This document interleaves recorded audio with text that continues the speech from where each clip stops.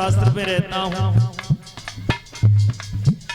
धर्म में आस्था रखता हूँ, प्रभु की कथा भी कहता हूँ, लेकिन जो समय वर्तमान में चल रहा है उस परिस्थिति को देखकर कहना पड़ सकता है कि आजकल जात पात बहुत चल रही है।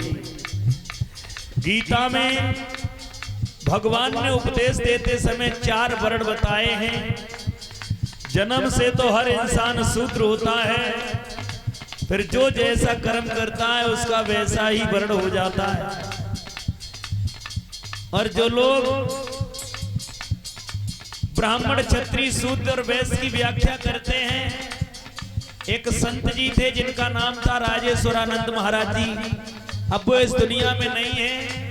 हमसे जब उनकी मुलाकात हुई थी, मैंने पूछा था, गुरुदेव मैं आपके मुख से जानना चाहता हूं ये 4 वर्ण क्या हैं। तब उन महात्मा जी ने, जो इस देश के बहुत जाने माने विद्वान थे, रामायण के बड़े ही श्रेष्ठ वक्ता थे, उन्होंने हमसे कहा था, बेटा ये जातियों में वर्ण नहीं होते हैं, ये शरीर ही हमारा 4 वर्णों से बनता है। हमारा सिर है ये ब्राह्मण है, भुजाएं हैं ये क्षत्रिय हैं, हमारा जो उदर है पेट है यही वैश्य है, और उससे नीचे का जो शरीर है वो शूद्र है। हमारा दिमाग, हमारा माइंड ब्राह्मण कहलाता है। क्यों? क्योंकि पूरे शरीर को चलाने की शक्ति यहीं से जाती है। इन हाथों को क्षत्रिय इसलिए कहा जाता है कि शरीर पर कोई भी वार करने के लिए आएगा तो सबसे पहले हाथ ही जाकर के अब उसकी सुरक्षा में खड़े होते हैं। पेट को वैश्य इसलिए कहता है, पेट वैश्य इसलिए कहा जाता है क्योंकि जो भी सामग्री खाते हैं ये पेट उसको गुप्त रूप से रखता है। जब आंखों को देखने की जरूरत होती है तो उसको कौन सी एनर्जी चाहिए, पेट निकाल के पहुंचाता है। सुनने की शक्ति, भोजन तो हम इकट्ठा खाते हैं, लेकिन उसी भोजन में से शक्ति अलग अलग निकलती है और वो वैश्य कहलाता।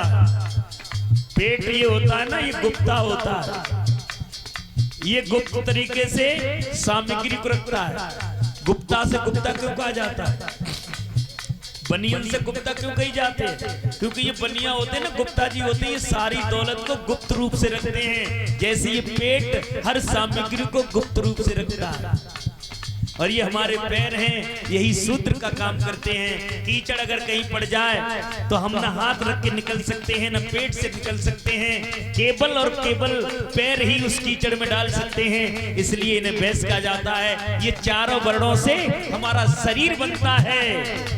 और कुछ मनवादियों ने वर्णों की ऐसी व्याख्या कर दी कि जो मुख से पैदा हुए वो ब्राह्मण, हमें तो दुनिया में कोई मुंह से पैदा हो तो वो दिखाई नहीं दे, और तुमने कहा उन्हें अगर मुंह से पैदा हो तो वो देखो तो नाम जरूर बताए दिए। जहां से हम पैदा होते हैं वहीं से वो लोग भी होते हैं, लेकिन वो झूठा कह करके हम लोगों को गुमराह करते हैं कि हम मुख से पैदा हुए हैं। अरे हुए होंगे तुम्हारे पुरखे, उनको हम ब्राह्मण समझ सकते थे। आज जहां से हम आते हैं वहीं से तुम आते हो, तो तुम ऊंचे कैसे और हम नीचे कैसे? इसलिए मुझे कहना पड़ रहा है।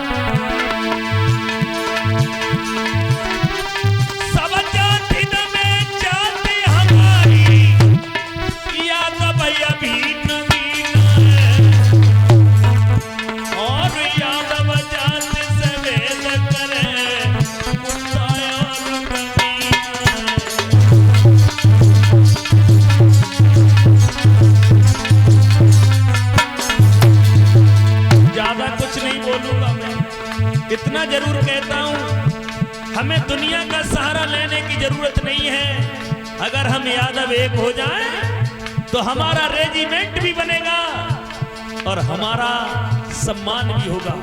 हम यादवों में एकता नहीं है। एक धागा से बंधी हुई झाड़ू को लक्ष्मी कहते हैं, और जब धागा टूट जाता है तो उसी लक्ष्मी को कूड़ा कहते हैं। इसलिए एकता के सूत्र में सभी यादव बंध जाओ तो तुम भी लक्ष्मी कहलाओगे, और अगर बिखरे रहोगे तो कूड़े के समान रहोगे। इसलिए